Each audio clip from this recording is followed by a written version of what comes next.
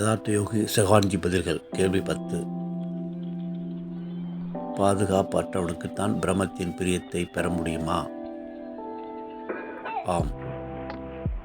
ஒருவன் தன்னுடைய ஆணவ மனதின் பாதுகாப்பில் இருக்கும் வரை அந்த பிரம்மத்தின் பிரியத்தை பெறவே முடியாது. அந்த பிரம்மத்தின் குரலை கேட்டு வாழ விரும்பினால் உன்னை தற்சமயம் ஆளுமைப்படுத்தி கொண்டிருக்கும் அந்த ஆணவ மனதை நீ இரண்டாம் நிலைப்படுத்த அதற்கு செல்லும் உன் உயிர் சக்தியை நீ மடைமாற்றம் செய்ய வேண்டும். இதற்காக நீ தியானத்தின் பாதையில் பயணித்தே ஆக வேண்டும். புத்தர் ஞானம் அடைவதற்கு முன் அவர் சித்தார்த்தர் ஆக இருந்த பொழுது அவரும் அவருடைய ஆணவ மனதின் பாதுகாப்பில்தான் இருந்தார். அவர் இயல்பாகவே மதிநுட்பம் கொண்டவர். அதனால்தான் தன் தந்தை தனக்களித்த அனைத்து கம்ஃபோர்ட் ஜோனையும் தகர்த்தெறிய தனிமையை நாடினார். சித்தார்த்தருக்கு அவரது தந்தை 3 பருவ நிலைகளுக்கு ஏற்ற அரண்மனையை கட்டி கொடுத்தார். விதவிதமான ஆடைகள், பல வகையான உணவுகள், காம இன்பத்தில் மூழ்க பல பெண்களையும் ஏற்படுத்தி தந்தார்.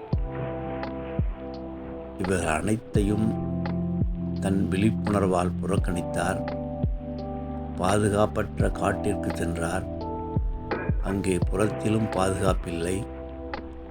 அகத்தை பாதுகாப்பதாக நடித்து கொண்டிருக்கும் அந்த ஆணவ மனம் என்ற கம்ஃபோர்ட் ஜோனை தகர்த்து மனதை புரிந்து கடப்பதற்கான சூட்சமத்தை அந்த காட்டில் வாழும் முனிவர்களிடம் கிடைக்குமா என பேசி பார்த்தார். முனிவர்கள் சொன்னபடி கடும் தவங்களை செய்து மயங்கி விழுந்தார். அப்பொழுது அந்த காட்டில் உள்ள குலதெய்வத்தை வெளிப்பட வந்த ஒரு பெண்ணால் மயக்கம் தெளிவிக்கப்பட்டு பிறகு தன் மதிநுட்பத்தால் மத்திமை நிலை என்ற மஜ்ஜுகும் நிகா முறையை மேற்கொண்டு தவத்தினை தொடர்ந்தார். இறுதியில் தவத்தை கைவிட்டார். அனைத்து முயற்சிகளையும் புறக்கணித்து அவரது தேடலை நிறுத்தினார்.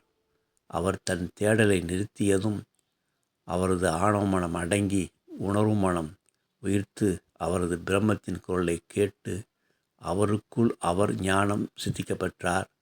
அவர் பாதுகாப்பற்ற நிலையை அடைந்த பிறகுதான் பிரம்மத்தின் குரலை கேட்டு ஞானமடைந்தார்.